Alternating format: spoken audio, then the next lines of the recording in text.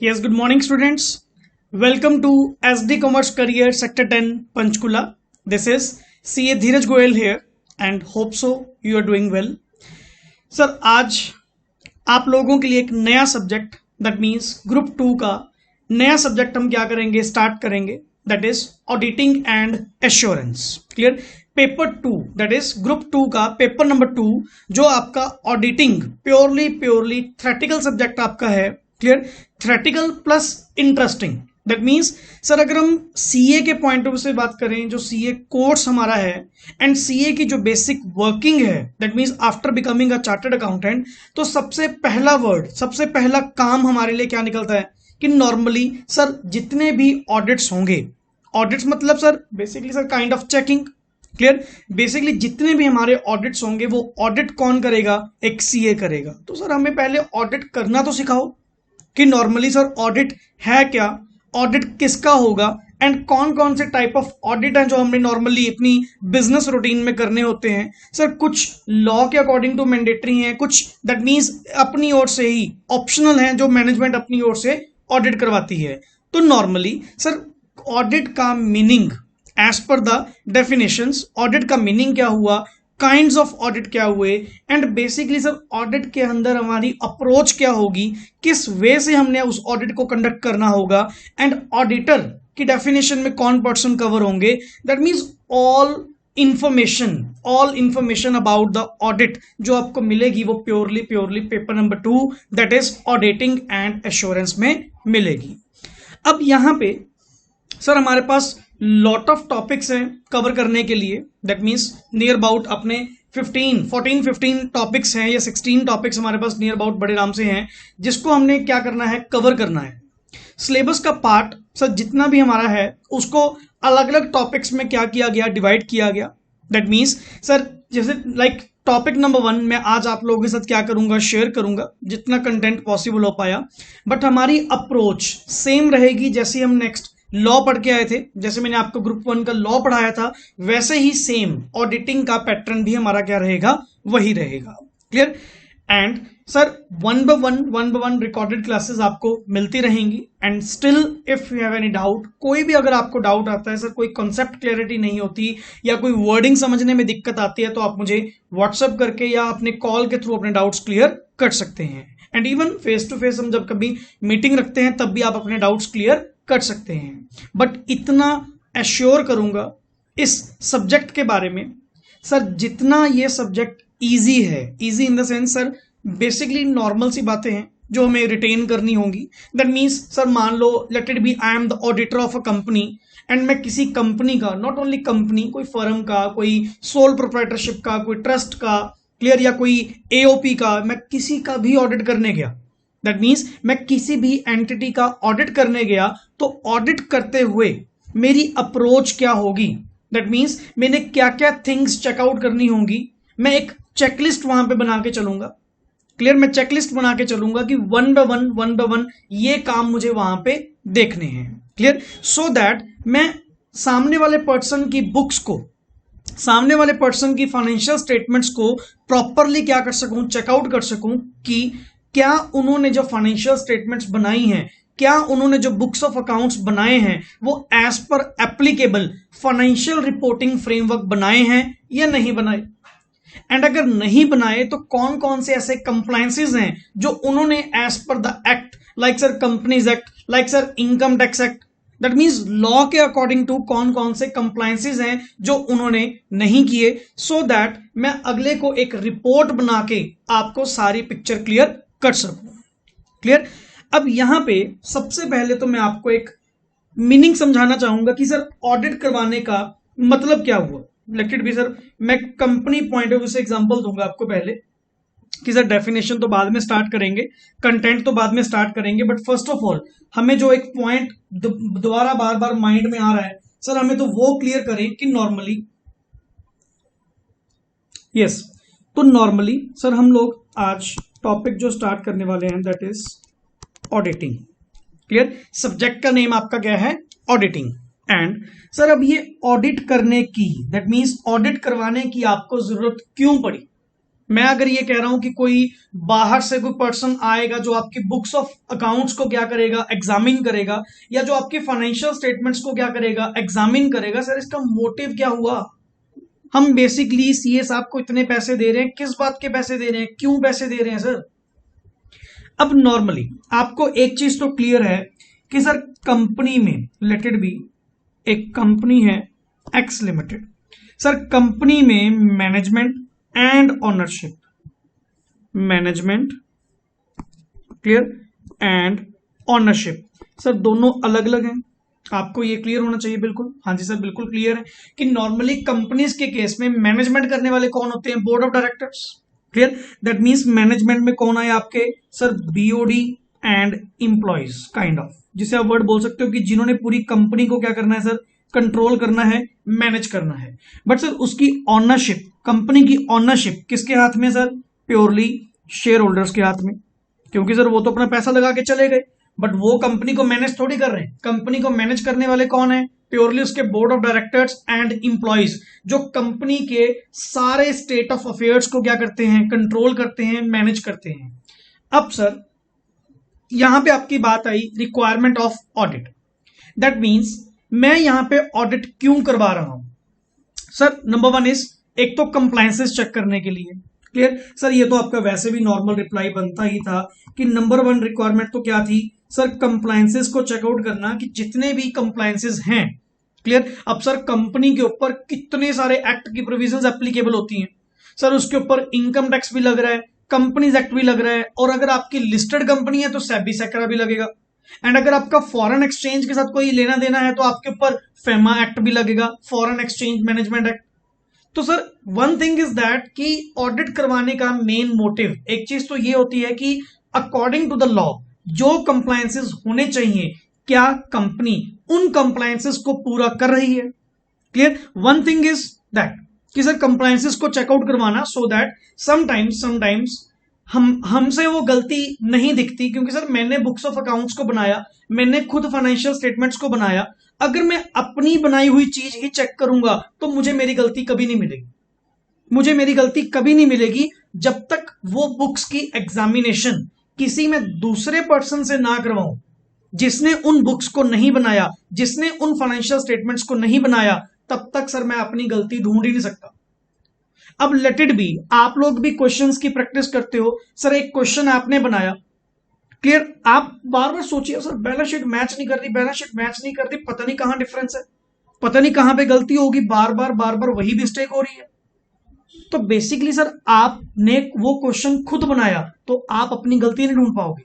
आप वही क्वेश्चन मुझे दिखाओ या अपने साथ के क्लीग को दिखाओ तो नॉर्मली वो 1 मिनट से पहले आपकी गलती बाहर निकाल देंगे कि यहां पे तूने ये नहीं करा, यहां पे ये चीज सही नहीं है, अच्छा ये चीज रहेगी, सॉरी। तो नॉर्मली कहने का मतलब क्या हुआ सर? जब हम अपनी ही फाइनेंशियल स्टेटमेंट्स को चेकआउट करते हैं गलती निकालने के पॉइंट ऑफ व्यू से, सर हम अपनी गलती कभी नहीं निकाल सकते। क्यों? वो मैंने खुद तो बनाई है, तो मुझे अपनी गलती कभी मिलेगी ही नहीं। क्लियर, तो मैं इसीलिए कंप्लायंसेस को चेकआउट करने के लिए मैंने एक बाहर से पर्सन बुलाया, एक एक्सटर्नल ऑडिटर बुलाया, सो दैट वो कंपनी की फाइनेंशियल्स को, कंपनी के बुक्स ऑफ अकाउंट्स को क्या करे? एग्जामिन करे, प्रॉपर वे से चेकआउट करे कि सारे कंप्लायंसेस क्या कंप्लीट हो रहे हैं। And plus main thing is sir honours ये चीज चाहते हैं, ऑनर्स चाहते हैं कि हमारी कंपनी का क्या हो? ऑडिट हो, सो दैट हमें ट्रू एंड फेयर व्यू पता लगे कि बेसिकली जो फाइनेंशियल स्टेटमेंट्स में आपने प्रॉफिटेबिलिटी क्या करी है? रिपोर्ट करी है, सर क्या वो प्रॉफिटेबिलिटी सही रिपोर्ट करी है?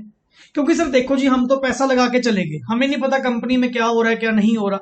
हम तो पैसा लगाने वाले थे, हमने पैसा लगाया, कंपनी को हैंड ओवर कर दिया किसके पास? बोर्ड ऑफ डायरेक्टर के पास, कि तुम लोग कंपनी को मैनेज करो, तुम लोग देखो क्या करना है क्या नहीं करना। वी आर द ओनर्स, हम आपसे हिसाब लेंगे सिर्फ एक दिन, जब हमारी कंपनी की क्या होगी?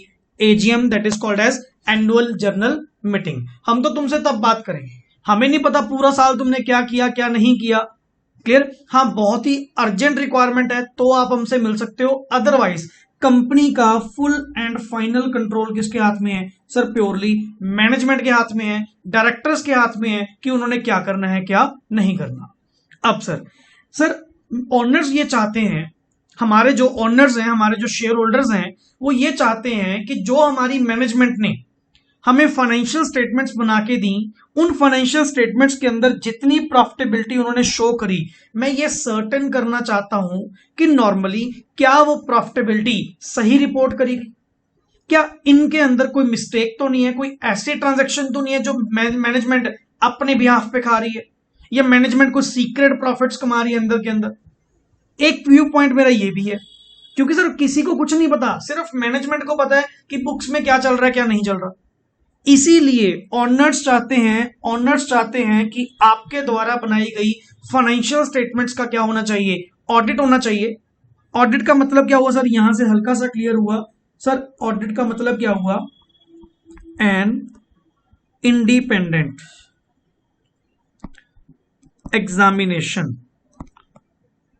Examination of books of accounts, कि नॉर्मली सर आपकी जो बुक्स ऑफ अकाउंट्स हैं उनका इंडिपेंडेंट एग्जामिनेशन होना चाहिए। That means by an independent, यही वर्डिंग आपको आज पढ़ाऊंगा, by an independent auditor. Basically sir एक ऐसा पर्सन आपकी बुक्स का ऑडिट करे जो बिल्कुल प्योरली फ्री माइंड हो, जिसके ऊपर कोई दैट मींस मेंटली दबाव ना हो, वो हर तरफ से फुल फ्रीडम के साथ अपना काम करे।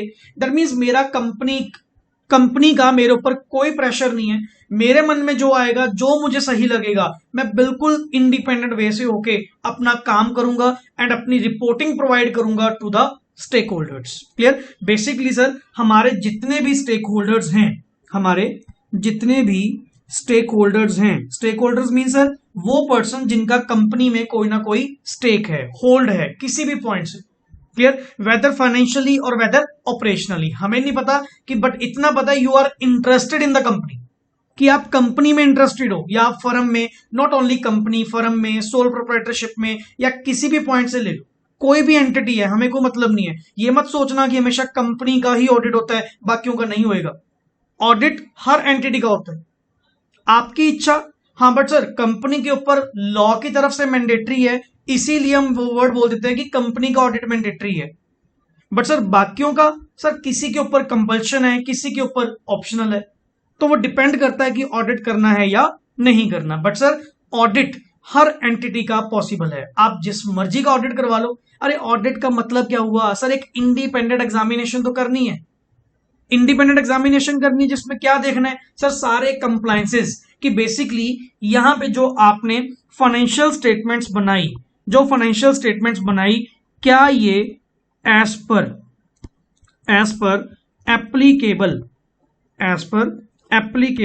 FRF, that is financial reporting framework, क्या आपने फाइनेंशियल रिपोर्टिंग फ्रेमवर्क के अकॉर्डिंग अपनी बुक्स ऑफ अकाउंट्स या अपनी फाइनेंशियल स्टेटमेंट्स को प्रिपेयर किया? क्लियर? तो बेसिकली यही तो मेरा मोटिव है ऑडिट करवाने का।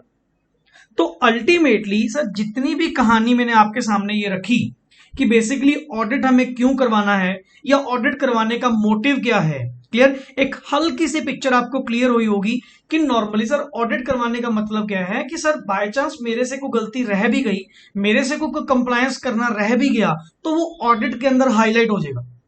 क्लियर? कि जो भी पर्सन ऑडिट करेगा वो उसके अंदर हाईलाइट हो जाएगा, बिकॉज सर ये बुक्स ऑफ अकाउंट्स मैंने तो बनाई है, मुझे अपनी गलती कैसे पता लगेगी?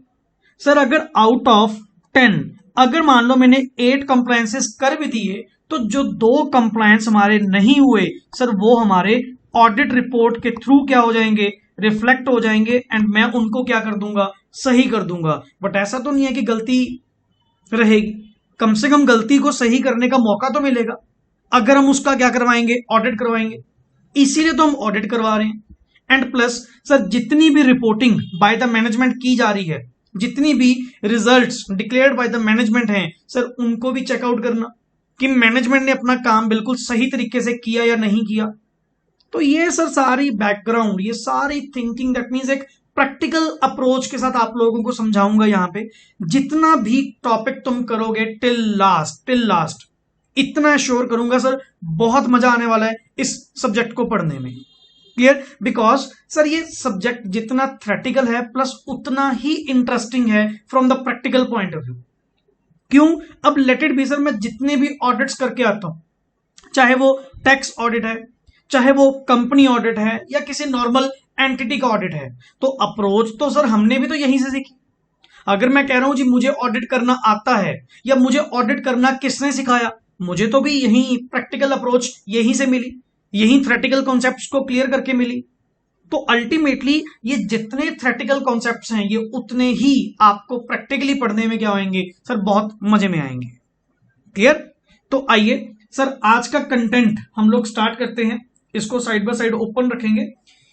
यस प्लीज सर, आज का कंटेंट ऑडिटिंग का हमारा first topic chapter number 1, finally group 2 का सिलेबस चैप्टर नंबर 1 में आज आपको स्टार्ट करवा रहा हूं एंड एश्योर करता हूं कि रेगुलरली आपको लेक्चर्स मिलते जाएंगे as per your convenient and as per my convenience. Clear? हाँ, फेस टू फेस क्लासेस होंगी सर, वो अपना सिलेबस हम डिवाइड कर लेंगे whatever. Otherwise sir recorded lectures के थ्रू आपको डेली बेसिस पे लेक्चर्स मिलते रहेंगे। बट आप इतना एश्योर करें, मुझे एक बात की गारंटी दें कि जितने लेक्चर्स आपको डेली मिलेंगे सर, डेली का डेली आपने लेक्चर कंप्लीट करना है, उसको फाइनल टच देके रखना है। एक बात, दैट मीन्स अगर एक प्रॉमिस मैं आपको कर रहा हूं तो एक प्रॉमिस आप ही मुझे करें कि डेली जो लेक्चर आपको डिलीवर होगा सर, आप उसको फाइनली टच देके रख देंगे। ऐसा नहीं है कि जस्ट अभी सिंगल रीडिंग कर दी सर, बाद में फिर करेंगे, ये काम नहीं। फाइनली कंप्लीट कर दो कि सर ये 5 पेजेस या ये 10 पेजेस मेरी ओर से कंप्लीटेड है, आप नेक्स्ट करवाओ। इतनी बात की एश्योरेंस मुझे आपसे चाहिए। Is that clear? आइए चलिए सर नया टॉपिक स्टार्ट करते हैं, चैप्टर नंबर 1। सबसे पहले तो sir introduction to auditing. Clear? अब नॉर्मली सर ये ऑडिटिंग में काफी टर्म्स तो आपकी लॉ के रिलेटेड एंड काफी टर्म्स आपकी अकाउंट्स के रिलेटेड भी यहां पे दोबारा क्या होंगी, रिपीट होंगी। तो चैप्टर नंबर 1 सबसे पहले इंट्रोडक्शन टू ऑडिटिंग। सर पहले तो यहां पे इन्होंने जो टॉपिक कंसीडर किया that is journal purpose financial statements. अरे सर लॉ के अंदर पढ़ के तो आए थे एंड आपको लिटरली कह रहा हूं मोस्ट ऑफ द टॉपिक जो लॉ के अंदर आपने पढ़े हुए हैं ना, वही दोबारा यहां पे ऑडिटिंग के अंदर भी क्या होंगे, रिपीट होंगे। क्लियर? तो टाइम वेस्ट ना करते हुए, दैट मीन्स जो टॉपिक हमने ऑलरेडी लॉ के अंदर पढ़े हुए हैं तो यहां पे सर उनके ऊपर उतनी टाइम डिवोशन नहीं करेंगे, बिकॉज सारा content as it is word to word same होगा जो लॉ की बुक में आपने रीड आउट किया होगा। बट फिर भी सर हल्की हल्की सी एक्सप्लेनेशन हम यहां पे लेके चलेंगे। Yes, financial statements definition as per SA 200। Sir SA, yes, जैसे अकाउंटिंग के अंदर आपके अकाउंटिंग स्टैंडर्ड्स होते हैं, जैसे अकाउंटिंग के अंदर आपके एएस होते हैं, अकाउंटिंग स्टैंडर्ड्स होते हैं, वैसे ही ऑडिटिंग के अंदर स्टैंडर्ड्स ऑन ऑडिटिंग होते हैं, एसए होते हैं, एसए 200। जैसे सर एएस के नंबर थे, वैसे ही आपके पास पूरी ऑडिटिंग के अंदर एक ऑडिट को, एक ऑडिटर को बांधने के लिए, दैट मीन्स उसकी ड्यूटीज को क्लियर करने के लिए कि दैट मीन्स उसकी अप्रोच क्या होगी, तो एक स्टैंडर्ड्स फिक्स किए गए to bring the uniformity in auditing. Sir जैसे आपने कहा था कि अकाउंटिंग के अंदर यूनिफॉर्मिटी लाने के लिए कि सर हर पर्सन ऑडिटिंग जो करे, दैट मीन्स अकाउंटिंग जो करे, अकाउंटिंग ट्रीटमेंट मस्ट भी क्या होना चाहिए, यूनिवर्सल होना चाहिए, यूनिफॉर्म बेसिस पे होना चाहिए। Clear? With that means uniformity same होना चाहिए। तो सेम यहां पे भी ऑडिटिंग को यूनिवर्सल करने के लिए, ऑडिटिंग को यूनिफॉर्मिटी लाने के लिए हमने यहां पे क्या बनाए, स्टैंडर्ड्स ऑन ऑडिटिंग बनाए, जो एवरी ऑडिटर क्या करेगा, फॉलो करेगा व्हाइल ऑडिटिंग। दैट मीन्स जब मैं ऑडिट करूंगा तो मेरे माइंड में ये स्टैंडर्ड्स क्या रहेंगे, हमेशा रहेंगे कि according to standards on auditing this, ये चीज वहां पे होनी चाहिए, तो मैं उसी के अकॉर्डिंग टू ही क्या करूंगा, ट्रीटमेंट करूंगा। Clear? So one by one thing main, पूरी ऑडिटिंग के अंदर आपके पास जितने भी स्टैंडर्ड्स ऑन ऑडिटिंग होंगे, जितने भी स्टैंडर्ड्स ऑन ऑडिटिंग होंगे सर, उनकी वेटेज पेपर में सबसे ही अलग है। सर टॉपिक चैप्टर एक तरफ, ये स्टैंडर्ड्स ऑन ऑडिटिंग एक तरफ। तो कहने का मतलब सर ये तो अकाउंट्स वाला पैटर्न हुआ, कि जैसे अकाउंट्स के अंदर आपने बताया था कि अकाउंटिंग स्टैंडर्ड्स की वेटेज अलग है बिल्कुल ही, तो वैसे ही यहां पे स्टैंडर्ड्स ऑन ऑडिटिंग की वेटेज अलग है। यस, फाइनेंशियल स्टेटमेंट्स की definition, a structured representation of historical financial information. बिल्कुल सर, एक्चुअली सर ये जो आप फाइनेंशियल स्टेटमेंट्स बनाते हो जिसमें trading, PL, balance sheet cover करते हो, है तो सर ये हिस्टोरिकल फाइनेंशियल इंफॉर्मेशन। अगर बात भी बिल्कुल सही कहें, बिल्कुल एग्जैक्ट वर्ड उसने यूज किया कि हम तो सर हिस्टोरिकल जो हो चुका हिस्टोरिकल फाइनेंशियल इंफॉर्मेशन को एक स्ट्रक्चर्ड वे में क्या कर रहे हैं, प्रेजेंट कर रहे हैं, शो कर रहे हैं। क्लियर? इंक्लूडिंग जो भी उसके रिलेटेड क्या होंगे, नोट्स होंगे। बिल्कुल सर, नोट्स टू अकाउंट्स हम नीचे बनाते हैं। इंटेंडेड टू शो, ये बेसिकली सर हम क्यों कर रहे हैं, intended to show entities economic results and position. Sir profit and loss आपको क्या बताता है, इकोनॉमिक रिजल्ट्स बताएगा। एंड बैलेंस शीट आपको क्या बताती है, सर आपकी पोजीशन बताती है कि आपके पास क्या है क्या नहीं है। Clear? As per the applicable financial reporting framework. That means sir अगर इसको हम थोड़ा सा तोड़ के लर्न करना करें, बहुत ही सिंपल लैंग्वेज यूज की गई, अ स्ट्रक्चर्ड प्रेजेंटेशन, या इन्होंने वर्ड यूज किया रिप्रेजेंटेशन। अ स्ट्रक्चर्ड मतलब एक प्रॉपर वे से, एप्लीकेबल एफआरएफ के according, applicable financial reporting framework के अकॉर्डिंग, जो भी आपके ऊपर एप्लीकेबल है। सर लेट इट बी आप बैंकिंग कंपनी हो या नॉर्मल कंपनी हो या पार्टनरशिप फर्म हो या सोल प्रोप्राइटरशिप हो, हमें नहीं पता, हमें बस इतना पता कि जो तुम्हारे ऊपर एप्लीकेबल होगा, जैसे तुम्हारी फाइनेंशियल स्टेटमेंट्स बनती हैं, क्लियर, वैसे स्ट्रक्चर्ड रिप्रेजेंटेशन करना हिस्टोरिकल फाइनेंशियल इंफॉर्मेशन की एंड उसके रिलेटेड नोट्स की, सिर्फ किस इंटेंशन के साथ कि तुम उनके इकोनॉमिक रिजल्ट्स बताना चाहते हो, उनकी पोजीशन क्लियर करना चाहते हो। तो मतलब सर एक ऐसे डॉक्यूमेंट जिसमें आप अपनी इकोनॉमिक रिजल्ट्स एंड अपनी पोजीशन को डिक्लेयर कर रहे हैं as per the applicable financial reporting framework, that is your financial statement. तो सर एसए 200 के अकॉर्डिंग बहुत ही बेटर एक इन्होंने डेफिनेशन आप लोगों को क्या करी, प्रोवाइड करी।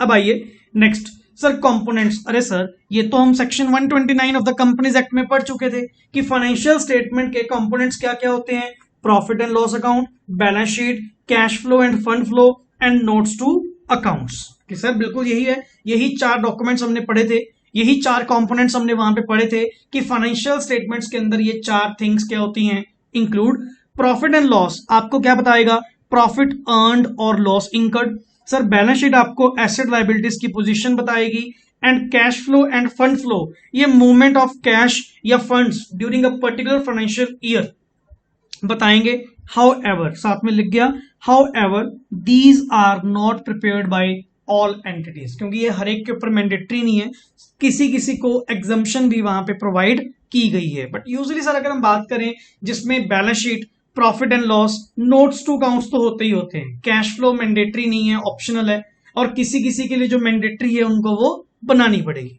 तो हम तो ये 4 कंपोनेंट्स ही वहां पे बताएंगे। नेक्स्ट इज सर, अच्छा ये बताओ सर, फिर ये जो फाइनेंशियल स्टेटमेंट्स होती हैं, इन फाइनेंशियल स्टेटमेंट्स के यूजर्स कौन होंगे?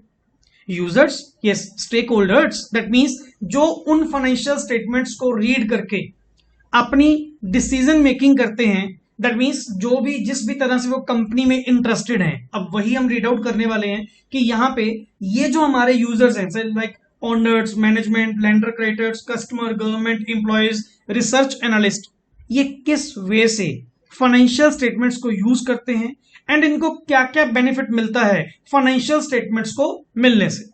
अब लाइक सर ओनर्स हैं, अगर मैं कहूं आपके जो ओनर्स हैं कंपनी के, ओनर्स को फाइनेंशियल स्टेटमेंट का क्या बेनिफिट, या ओनर्स को फाइनेंशियल स्टेटमेंट में से क्या मिलेगा, वो क्यों कहते हैं जी हमें ट्रेडिंग पीएल बैलेंस शीट बना के दो, नोट्स टू अकाउंट्स दो, एक कंप्लीट पिक्चर क्लियर करके दो, सो दैट हम बिजनेस की परफॉर्मेंस को इवेल्युएट कर सकें, प्लस बिजनेस की प्रॉफिटेबिलिटी को इवेल्युएट कर सकें कि जहां हमने पैसा लगाया हुआ है क्या वो सेफ है, ऐसा तो नहीं है कि पैसा डूब जाएगा, ऐसा तो नहीं है कि पैसा हमारा खतरे में है। तो नॉर्मली सर बिजनेस की प्रॉफिटेबिलिटी, बिजनेस की इवेल्युएशन करने में, बिजनेस की परफॉर्मेंस चेकआउट करने में फाइनेंशियल स्टेटमेंट्स ही तो हमें क्या करेंगी, हेल्प करेंगी। इसीलिए तो ओनर्स क्या मांगते हैं, एजीएम के अंदर हमें फाइनेंशियल स्टेटमेंट्स प्रोवाइड करो, ताकि हम फाइनेंशियल स्टेटमेंट्स को चेकआउट करके ये देख सकें कि हमारे द्वारा की गई इन्वेस्टमेंट, आपकी कंपनी में की गई इन्वेस्टमेंट क्या सेफ है, क्या रिटर्न ऑन इन्वेस्टमेंट हमें मिल रही है, क्या परफॉर्मेंस अच्छी चल रही है। सर इस वे से आपकी फाइनेंशियल स्टेटमेंट्स क्या करेंगी, आपको हेल्प करेंगी। सर मैनेजमेंट को क्या हेल्प मिलेगी, मैनेजमेंट अपनी परफॉर्मेंस को इवेल्युएट कर पाएगा, डिसीजन मेकिंग कर पाएगा, and sir mainly tax liability को जज करने में, clear, and for estimating future outcomes, और आने वाला टाइम कि बेसिकली हमारी फ्यूचर आउटकम कितनी होगी, ये चीज को जज करने में आपको आपकी फाइनेंशियल स्टेटमेंट्स मोस्टली क्या करेंगी, हेल्प करेंगी। अरे अगर तुम फाइनेंशियल स्टेटमेंट्स बनाओगे ही नहीं तो तुम्हें कैसे पता लगेगा कि कितनी प्रॉफिटेबिलिटी है, हमें प्रॉफिट हो रहा है या लॉस हो रहा है।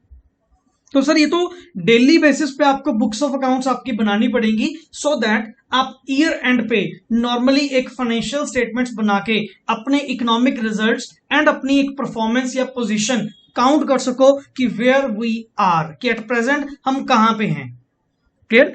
And lenders and creditors, sir जिन्होंने पैसा लगाया हुआ है कंपनी में, जिन्होंने कंपनी को उधार दिया हुआ है, तो वो किस वे से इंटरेस्टेड है, वो क्यों चाहते हैं कि हमें फाइनेंशियल स्टेटमेंट्स प्रोवाइड करो, क्योंकि for judging credit worthiness of the entity, कि एंटिटी क्या आपका पैसा वापस करेगी, दैट मीन्स क्या एंटिटी साउंड है, क्या एंटिटी की क्रेडिट वर्दीनेस है कि वो हमारा पैसा वापस करेगी, क्लियर।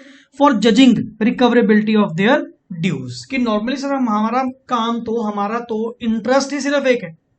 ये जितने भी तुम पर्सन देख रहे हो, जितने भी यूजर्स तुम देख रहे हो, सर ये सारे यूजर अपने अपने मतलब के लिए कंपनी में बैठे हैं, एंड वो हर पर्सन अपनी कंपनी का मतलब ही क्या करेगा, वहां पे पूरा करेगा। अब लेंडर्स एंड क्रेडिटर्स हैं, इनको मतलब किससे है, अपने पैसे से, कि मैंने जो कंपनी को पैसा दिया हुआ है, क्या कंपनी मेरा पैसा वापस करेगी, क्या रिकवरेबिलिटी के चांसेस हैं, क्या कंपनी साउंड है, इंसॉल्वेंट तो नहीं है ना, ये चीज। कस्टमर्स, सर कस्टमर्स को क्या चाहिए, जर्नल कंसिस्टेंसी, कि मतलब जो भी आपकी ओर से आउटपुट कस्टमर्स को सेल की जा रही है, जो भी डेली बेसिस पे आपको चीज प्रोवाइड की जा रही है, थिंग्स प्रोवाइड की जा रही हैं, तो उनकी कंसिस्टेंसी बनी रहे, सो दैट आप मार्केट में सर्वाइव करें, आपकी कंपनी कंटिन्यूटी में चलती रहे। हम सिर्फ इस बात में इंटरेस्टेड है, क्लियर। गवर्नमेंट, सर गवर्नमेंट को क्या मतलब है, डायरेक्ट टैक्स कैलकुलेट करने के लिए, या levying excise duty and GST. Government को मतलब ही टैक्स है सिर्फ, कि तुम हमें टैक्स पे आउट करो, हम तुम्हें कुछ भी नहीं कहेंगे, हम तुम्हारे काम में इंटरफेयर तक नहीं करेंगे। बट अगर तुम टैक्स पे आउट नहीं करोगे, क्लियर, जैसे जीएसटी का घपला करोगे या इनकम टैक्स के रिलेटेड तुम टैक्स पेमेंट नहीं करोगे, फिर सर हम आपके काम में क्या करेंगे, दखलंदाजी करेंगे। तो बेटर है फाइनेंशियल स्टेटमेंट्स बनाओ, टैक्स लायबिलिटी जज करो, एंड जितनी भी लायबिलिटी बनती है आप अपनी टैक्स लायबिलिटी को पे आउट करो, सो दैट गवर्नमेंट शांत रहे, गवर्नमेंट शांत रहे। और एक बात देखना, जितने भी हम ये अकाउंट्स बनाते हैं, बैलेंस शीट बनाते हैं, सर ये गवर्नमेंट डिपार्टमेंट में जाती है, इनकम टैक्स डिपार्टमेंट में आपकी बैलेंस शीट भी जाती है, कि इस बार के आपके फाइनेंशियल्स क्या थे, वो प्योरली वहां पे क्या होते हैं, अपलोड होते हैं, क्लियर। इंप्लॉइज, सर इंप्लॉइज को क्या मतलब, इंप्लॉइज फाइनेंशियल स्टेटमेंट में क्या देखना चाहते हैं, इंप्लॉइज ये देखना चाहते हैं for determining reasonableness of wages and salaries, कि बेसिकली जो हमें वेजेस एंड सैलरीज मिल रही हैं, क्या हमारी मेहनत के अकॉर्डिंग टू, क्या हमारे काम के अकॉर्डिंग टू, जितने एफर्ट्स हम लोग कर रहे हैं, क्या उसकी रीजनेबलनेस है। दैट मीन्स ये तो नहीं है कि कंपनी हमें एक्सप्लॉयट कर रही है, कंपनी तो मोटे प्रॉफिट कमा रही है और हमें वेजेस एंड सैलरी कुछ भी नहीं दे रही। तो उसकी रीजनेबलनेस चेक करने के लिए आपको प्रॉफिटेबिलिटी देखनी पड़ेगी, एंड वो प्रॉफिटेबिलिटी आपको कहां से मिलेगी, फाइनेंशियल स्टेटमेंट से। Next is sir for creating demand for extra bonus. Extra bonus तो भी तभी मांग पाऊंगा, पहले कंपनी की पोजीशन तो चेकआउट करो कि कंपनी प्रॉफिटेबिलिटी में है या लॉस में। अगर आपको लग रहा है कि कंपनी अच्छे खासे प्रॉफिट्स में है, कंपनी डे बाय डे अच्छे खासे प्रॉफिट्स में है, फिर तो सर बहुत बढ़िया, फिर तो मैं भी एक्स्ट्रा बोनस मांगूंगा। तो वो चीज मुझे कहां से क्लियर होगी, सर फाइनेंशियल स्टेटमेंट से। एंड लास्ट इज जो आपके रिसर्च एनालिस्ट हैं, रिसर्च एनालिस्ट को कहां से पता लगेगा, फॉर इवेल्युएटिंग ट्रेंड्स, कि बेसिकली एक ट्रेंड चेकआउट करने के लिए हमारी कंपनी का अपवर्ड ट्रेंड है, डाउनवर्ड ट्रेंड है, या मूविंग ट्रेंड है, clear. For judging investment opportunities in the entity, ताकि मैं अपनी एंटिटी के अंदर इन्वेस्टमेंट अपॉर्चुनिटीज को जज कर सकूं, क्लियर, कि बेसिकली सर उस एंटिटी के अंदर क्या पैसा लगाने का बेनिफिट है, या नहीं है, क्या किसी चीज को एक्सपैंड करना चाहिए या नहीं करना चाहिए, तो ये सारा रिसर्च एनालिस्ट का काम है, जो वो फाइनेंशियल स्टेटमेंट्स को देखते हुए क्या करेगा, चेकआउट करेगा, वो हर चीज का ट्रेंड निकालेगा। सर अगर सेल्स का ट्रेंड आपका अपवर्ड है, दैट मींस वहां पे इन्वेस्टमेंट की अपॉर्चुनिटी है, आप वहां पे इन्वेस्टमेंट करो और अपनी सेल्स को और ज्यादा क्या करो, इंक्रीज करो। And last is for advising prospective investors, और आपके जो लेट इट बी सर मेरा काम है इन्वेस्टमेंट करवाना, मेरा काम है लोगों का पैसा लगवाना, तो मैं भी तो पैसा तब लगवा पाऊंगा अगर कंपनी की इंफॉर्मेशन मेरे पास होगी, कंपनी की क्लियर पिक्चर मेरे पास होगी।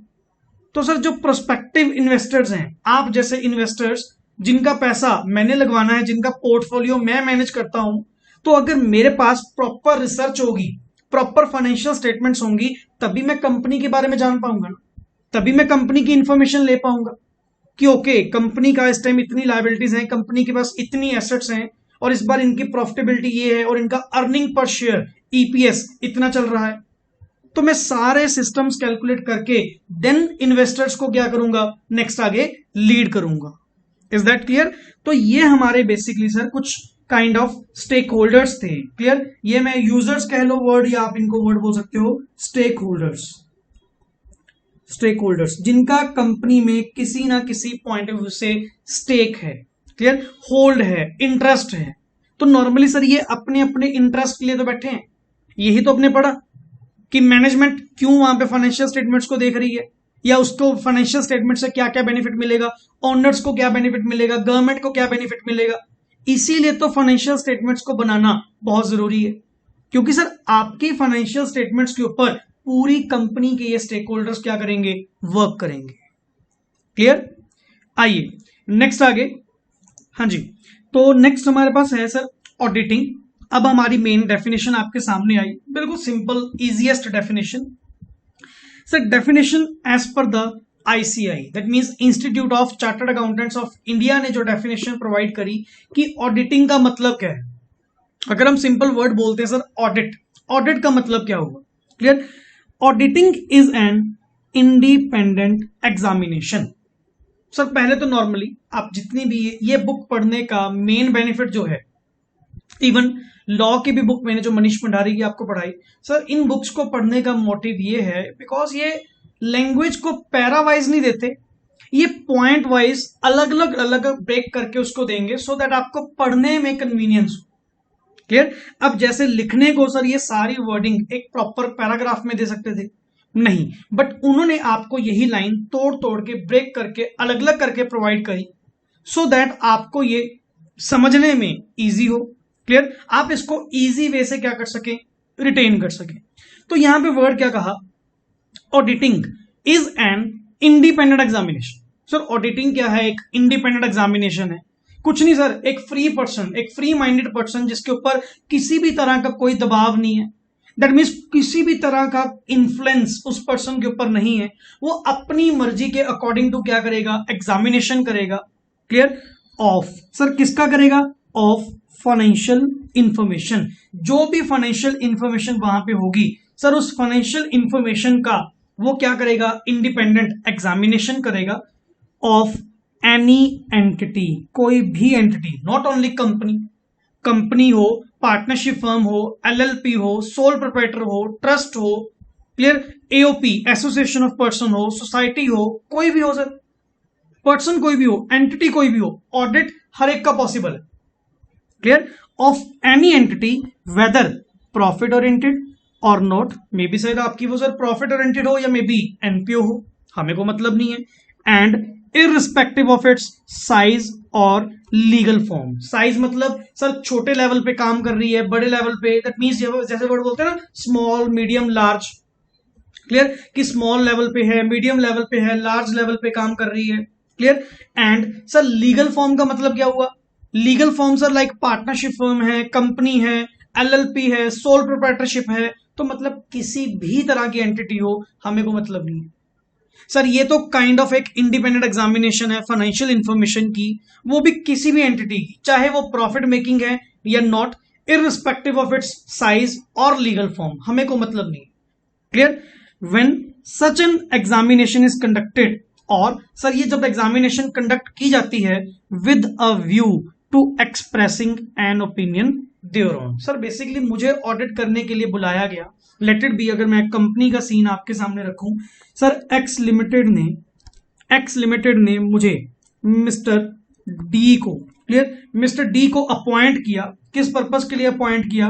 कि बेसिकली आप हमारी कंपनी की फाइनेंशियल स्टेटमेंट्स को क्या करेंगे, फाइनेंशियल इंफॉर्मेशन को क्या करेंगे, चेक करेंगे, इनका ऑडिट करेंगे, एंड ऑडिट करने के बाद आप बेसिकली मिस्टर डी सर इसका क्या करेगा, ऑडिट करेगा, क्योंकि मुझे अपॉइंट किया गया, एंड इसकी एक रिपोर्ट बना के, that is opinion, that is called as audit report.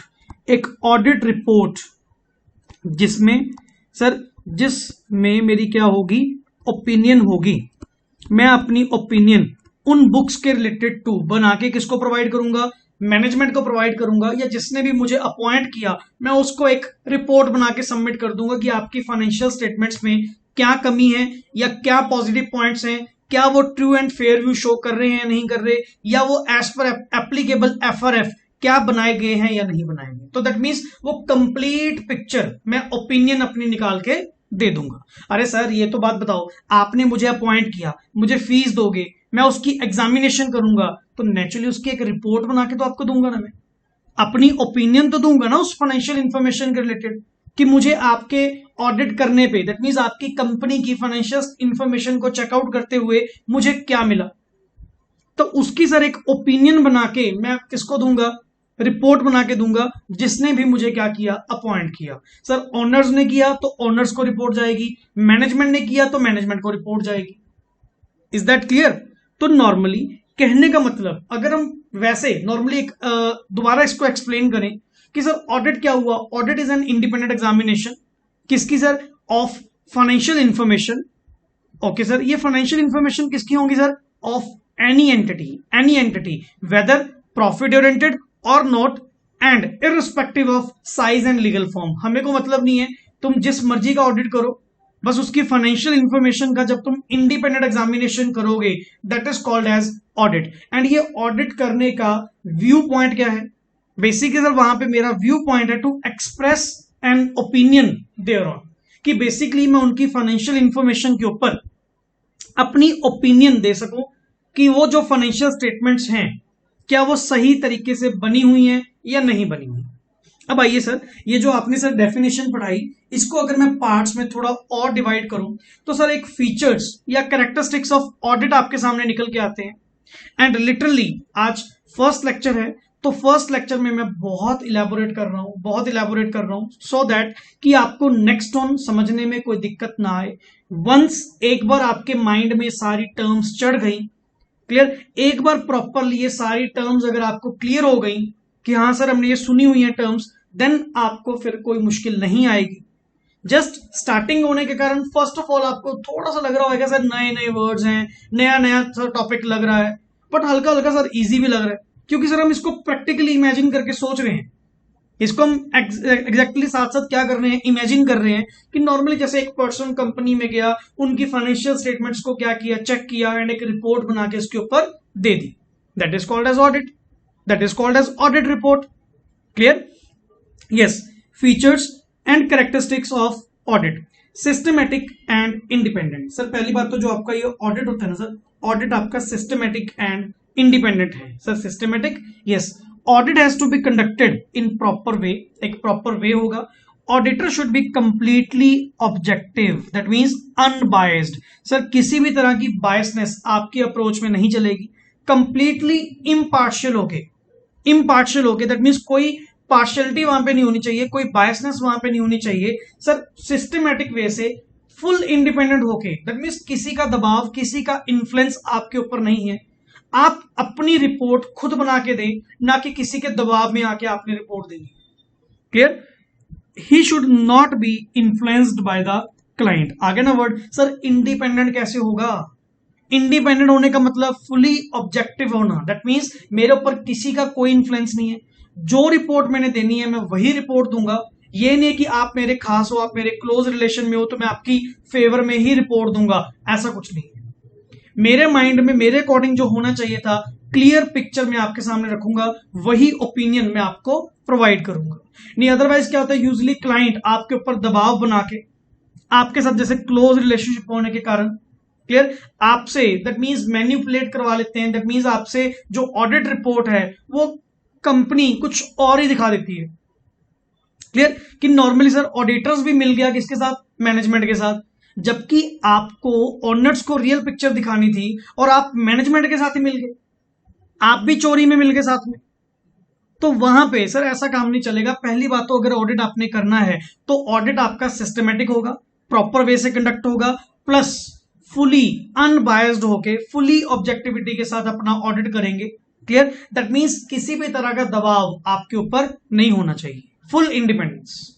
And next is, ठीक है sir, financial statements, auditors opinion is on. मेरी जो ओपिनियन होगी वो किस चीज के ऊपर होगी, ओपिनियन मतलब मेरी रिपोर्टिंग।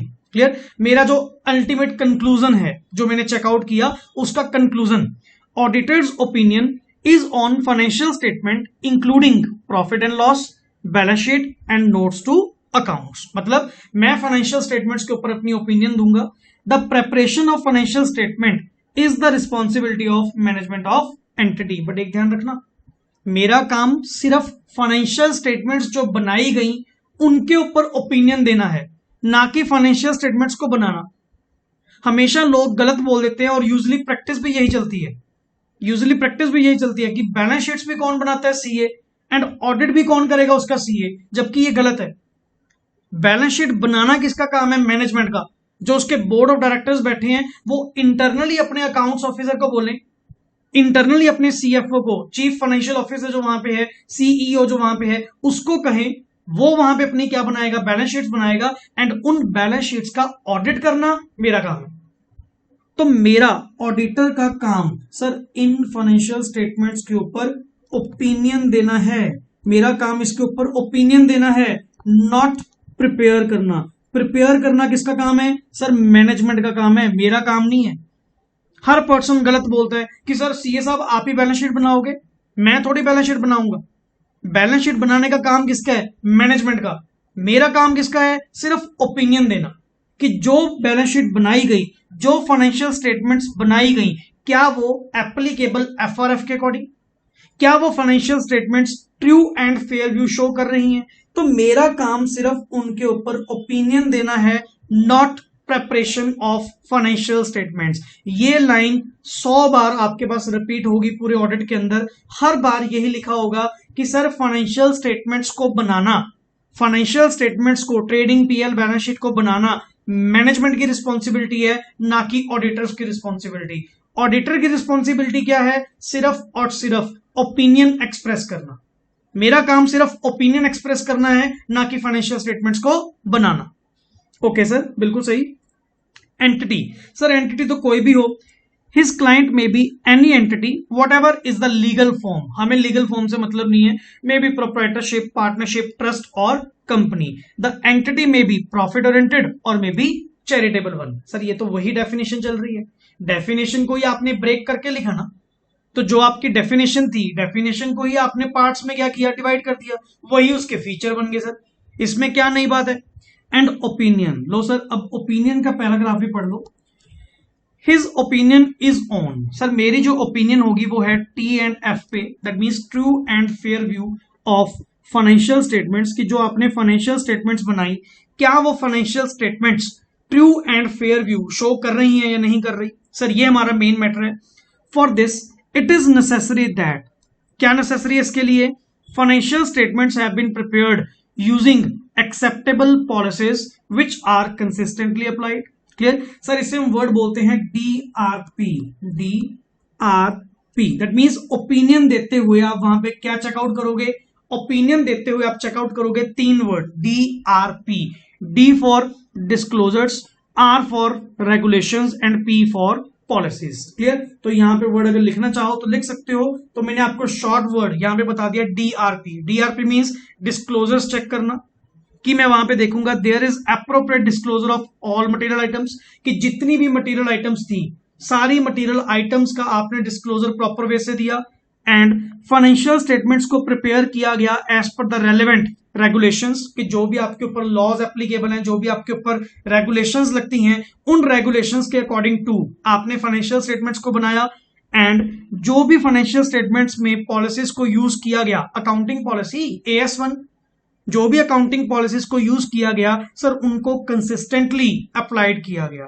अगर ये चीज आपने चेकआउट करी देन आप अपना ट्रू एंड फेयर व्यू के ऊपर ओपिनियन देंगे कि आपकी जो फाइनेंशियल स्टेटमेंट्स हैं वो true and fair view provide कर रही हैं। तो मतलब सर जहां पे भी वर्ड आया to check out true and fair view, आप 3 वर्ड चेक करोगे sir. True and fair view में 3 वर्ड आते हैं, DRP, disclosure of all material items, financial statements as per the regulations and policies are consistently applied. तो अगर ये 3 compliances आपके हैं तो आप अपनी ओपिनियन दे दोगे। ठीक है sir. By whom? Sir in India audit is to be conducted by professional having good accounting and auditing background, a chartered accountant having certificate of practice, ध्यान से सर्टिफिकेट ऑफ प्रैक्टिस, जिसके पास COP है, सिर्फ वही audit कर पाएगा, is eligible to conduct audit. Sir वही person हमारे अकॉर्डिंग टू क्या है, एलिजिबल है ऑडिट करने के लिए, otherwise no person is allowed to conduct an audit. Clear? Yes sir. True and fair view का मीनिंग दोबारा फिर वही आया। Auditing is an independent examination, sir introduction तो हम ऑलरेडी पढ़ चुके एंड ये भी सर हमारा पैराग्राफ हो चुका, ये आपके सर वही पॉइंट DRP। क्लियर? तो नॉर्मली सर फर्स्ट पैराग्राफ तो आपका रिपीटिंग है जो हमने लास्ट अभी रीड आउट करके आए, बट सर एज पर कुछ सेक्शंस के अकॉर्डिंग तो थोड़ा और बताओ कि basically sir true and fair view का मीनिंग क्या हुआ। अब as per SA 700 standards on auditing 700 के अकॉर्डिंग टू क्या है, auditor expresses unqualified opinion. Unqualified means clean opinion, जिसके ऊपर कोई क्वालिफिकेशन नहीं लगाई गई, कोई भी क्वेश्चन मार्क नहीं लगाया गया, purely clean chit. Clear? Unqualified opinion when he concludes that financial statements are prepared in all aspects in accordance with applicable FRF। Naturally sir वो अनक्वालिफाइड देगा। जब अगले को लग रहा है कि आपने फाइनेंशियल स्टेटमेंट्स को इन ऑल एस्पेक्ट कंप्लीट किया एंड विद एप्लीकेबल FRF क्या किया, प्रिपेयर किया, तो मुझे किस बात की दिक्कत? बिल्कुल सही किया सर आपने फिर। Clear? In cases of financial statements prepared as per the fair presentation framework, the wordings of unqualified opinion would be, sir जब आप ये फाइनेंशियल स्टेटमेंट्स के ऊपर क्या दोगे, अपनी अनक्वालिफाइड ओपिनियन दोगे, तो आपकी वर्डिंग क्या होगी, financial statements give a true and fair view in accordance with the applicable FRF। Sir unqualified का मतलब आप लिख लो यहां पे क्लीन ओपिनियन। क्लीन ओपिनियन उसको वर्ड हम बोल देते हैं अनक्वालिफाइड, मतलब जिसके ऊपर कोई भी क्वेश्चन मार्क नहीं लगाया गया, कोई भी डाउट, कोई भी क्वालिफिकेशन नहीं लगाई गई, that is called as unqualified, that is clean opinion. Clear? And sir in case of client being company, तो सर कंपनी में तो सेक्शन 129 ने ऑलरेडी एक्सप्लेन कर रखा है कि financial statement shell give a true and fair view. तो sir आइए 129 के अकॉर्डिंग दोबारा फिर पढ़ लेते हैं। The financial statement shell give a true and fair view of the state of affairs of the company. The financial statement shall comply with the accounting standard notified under 133। बिल्कुल sir आपने 133 वहां पे पढ़ाया था एंड 133 के अंदर हमने क्या कहा था कि ऑडिटर जो होगा, दैट मीन्स जो बुक्स फाइनेंशियल स्टेटमेंट्स बनाई जाएंगी वो अकाउंटिंग स्टैंडर्ड्स जो भी एप्लीकेबल होंगे तो वो अकाउंटिंग स्टैंडर्ड्स के कंप्लायंस के साथ ही बनाई जाएंगी, जो भी नोटिफाइड होंगी under section 133 of the companies act. Clear? If the financial statement do not comply with the accounting standard, sir अगर आपने अपनी फाइनेंशियल स्टेटमेंट का कंप्लायंस अकाउंटिंग स्टैंडर्ड्स के साथ नहीं करवाया, the company shall disclose in its financial statement, क्या disclose करोगे, the deviation from the accounting standard, मतलब कितना कहना तुमने नहीं माना, कितनी डेविएशन तुमने लेके आए, the reason for such deviation, क्यों नहीं अकाउंटिंग स्टैंडर्ड फॉलो किया, and financial effect if any arising out of such deviation, और उस डेविएशन के कारण, उस अकाउंटिंग स्टैंडर्ड को ना मानने के कारण उसका जो फाइनेंशियल इफेक्ट होगा वो वहां पे आप क्या करोगे, डिस्क्लोज करोगे। नेक्स्ट इज यस, नेक्स्ट आगे, the financial statements shall be in the form or forms as may be provided for different class or classes of companies in schedule 3। Sir actually companies act के according सारे format schedule 3 में given है, तो may be sir different class के लिए different formats आपके पास applicable हो। जैसे लाइक नॉर्मल कंपनीज के ऊपर शेड्यूल 3 एप्लीकेबल है, एंड बैंकिंग कंपनीज के ऊपर, इंश्योरेंस कंपनीज के ऊपर, इलेक्ट्रिसिटी कंपनीज के ऊपर अलग अलग फॉर्मेट्स प्रोवाइड किए जा चुके हैं। क्लियर? तो नॉर्मली आप ये नहीं कह सकते कि सर जो हमने SPL statement of profit and loss बनाया या जो बैलेंस शीट का फॉर्मेट हमने बनाया वो सबके लिए सेम है, नहीं सर, डिफरेंट क्लासेस के लिए डिफरेंट फॉर्मेट्स प्रोवाइड किए गए हैं। इसीलिए हम वर्ड क्या यूज करते हैं, एज पर एप्लीकेबल एफआरएफ। जो भी आपके ऊपर फाइनेंशियल रिपोर्टिंग फ्रेमवर्क एप्लीकेबल है उसके अकॉर्डिंग तो आप अपनी फाइनेंशियल स्टेटमेंट्स को प्रिपेयर करें। It is the management duty to ensure that financial statements are prepared in accordance with the requirements of section 129। Sir basically ये मैनेजमेंट की ड्यूटी है, मतलब सेक्शन 129 का कंप्लायंस करवाना, 129 का कंप्लायंस करवाना ये किसकी ड्यूटी है, ड्यूटी ऑफ मैनेजमेंट। सर ये मैनेजमेंट की ड्यूटी है, एंड ऑडिटर की ड्यूटी है इसको चेक करना कि मैनेजमेंट ने वेदर ये काम किया या नहीं किया। अरे मेरा काम तो सिर्फ चेकिंग पार्ट है, मेरा काम तो सिर्फ एग्जामिनेशन पार्ट है कि मैं तो ये देखूंगा जी 129 के अकॉर्डिंग कंप्लायंस होने चाहिए थे, हुए या नहीं हुए। क्लियर? अगर हुए तो ठीक, नहीं हुए तो मेंशन कर दो रिपोर्ट के अंदर। मैं अपनी रिपोर्ट में लिख दूंगा जी मैनेजमेंट ने 129 के अकॉर्डिंग टू कंप्लायंस नहीं करवाई। मेरा काम सिर्फ इतना है, मेरा काम सिर्फ चेकिंग पार्ट है, नॉट करने वाला पार्ट कि मैं वहां पे कंप्लायंस करवाऊंगा। मेरा काम सिर्फ चेक करना है, एग्जामिनेशन करना है। Clear? Next is sir duty to make report. लो सर आ गया मेरा पॉइंट, मेरा काम तो ये रहा, मैंने तो रिपोर्ट बना के देनी है। सर ये भी तो हम ऑलरेडी पढ़ के आए थे, आपने जब सर कंपनी लॉ के अंदर ऑडिट वाला चैप्टर पढ़ाया था तो वहां पे आपने ऑडिटर्स की ड्यूटीज पढ़ाई थी 143 सबसेक्शन 2 के अकॉर्डिंग टू। ये वही तो है सर, रिपोर्ट बनाना ऑडिटर की ड्यूटी है। Yes, the auditor shall make a report to the members of the company. मैं बेसिकली कंपनी के मेंबर्स को रिपोर्ट बना के दूंगा, and in his audit report the auditor shall report on, मैं किस चीज के ऊपर रिपोर्ट दूंगा, the accounts examined by him, जितने भी अकाउंट्स मैंने एग्जामिन किए, financial statements which are required to be laid before the company in the general meeting. मतलब सर मैं दो चीजों के ऊपर अपनी रिपोर्ट दूंगा, एक तो जो आपने बुक्स ऑफ अकाउंट्स बनाए प्लस जो आपने फाइनेंशियल स्टेटमेंट्स बनाई, इन दोनों के ऊपर मेरी रिपोर्ट जाएगी कि जो बुक्स ऑफ अकाउंट्स बनाए गए या जो फाइनेंशियल स्टेटमेंट्स बनाई गई क्या वो अपने आप में true and fair view show कर रहे हैं, नहीं कर रहे। Clear? The auditor shall state in his report, बिल्कुल एग्जैक्ट यही वर्डिंग हम अपनी ऑडिट रिपोर्ट में देते हैं। The auditor shall state in his report as to whether the accounts examined by him and financial statement give a true and fair view of the state of company's affair as at the end of it's financial year. मतलब sir balance sheet, clear, the profit and loss, clear, and आपकी cash flow statement, क्या वो true and fair view show कर रही हैं या नहीं कर रही। सर एग्जैक्ट वर्डिंग हमारी वहां पे होती है।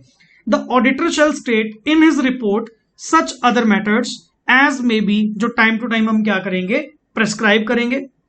The auditor shall prepare his report after taking into account the provisions of this act, मतलब इस एक्ट की प्रोविजंस को ध्यान में रखते हुए, अकाउंटिंग एंड ऑडिटिंग स्टैंडर्ड्स को ध्यान में रखते हुए फिर मैं अपनी ऑडिट रिपोर्ट आपको बना के दूंगा। ये नहीं है कि जैसे मनमर्जी चाहिए वैसी ऑडिट रिपोर्ट बना दी, नहीं, एक्ट की प्रोविजंस को ध्यान में रखते हुए, ऑडिटिंग स्टैंडर्ड्स को, अकाउंटिंग स्टैंडर्ड्स को ध्यान में रखते हुए, सब चीजों को ध्यान में रखते हुए फिर मैं अपनी रिपोर्ट आपको प्रोवाइड करूंगा। Is that clear? आइए मैं आपको एक स्पेसिमेन भी दिखाई देता हूं यहां पे। सर वो मेरी मेल पे पड़ा होगा, जस्ट अ मिनट, अपन मेल ओपन कर ही लेते हैं, मैंने लेटेस्ट ही भेजी थी, एक फॉर्मेट मेरे पास पड़ा है सो दैट आपको एक एग्जामिनेशन ऑफ, ये देखिए